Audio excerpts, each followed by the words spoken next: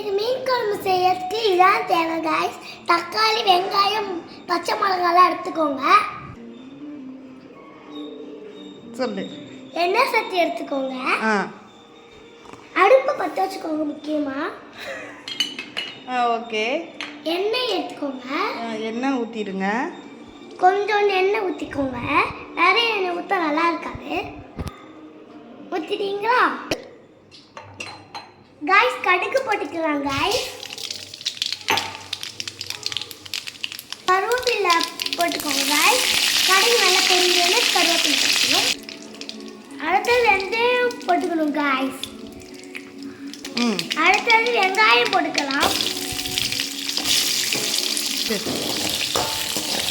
நல்லா வெடிக்கோங்க. வெங்காயம் தக்காளி சேர்த்துக்கலாம்.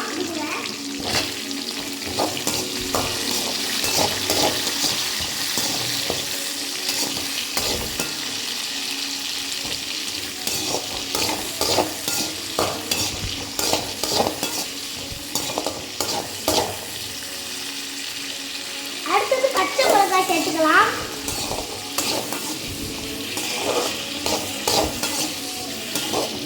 இது நல்லா வதங்கட்டும். இதோட தேங்காய், பட்டை மிளகாய், சின்ன வெங்காயம் எல்லாம் சேர்த்துக்கலாம். அரைச்சிக்கலாம். இதை அரைச்சி ரெடி பண்ணி வச்சுக்கலாம்.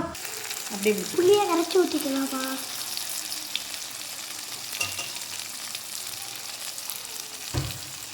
புளியை கரைச்சி ஊற்றிக்கலாம் गाइस.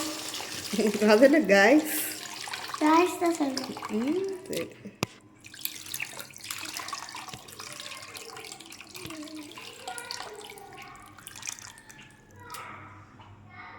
உப்பு சேர்த்துக்கலாம்.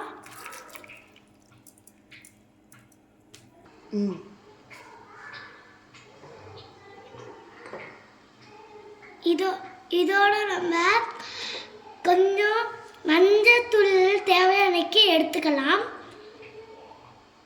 மிளகாப்பொடியும் தேவையான அடிக்கி எடுத்துக்கலாம்.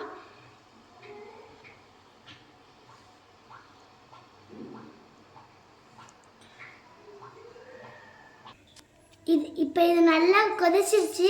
நம்ம அரைச்சி வச்ச பேஸ்ட்டை இதுக்குள்ள சேர்த்து வச்சுக்கலாம்.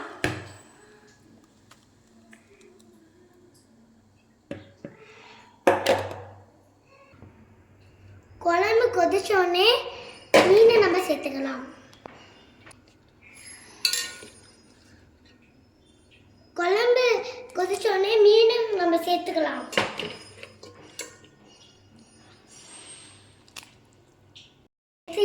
மீன் குழம்பு ரெடி ஆயிடுச்சு. வாங்க சாப்பிடலாம்.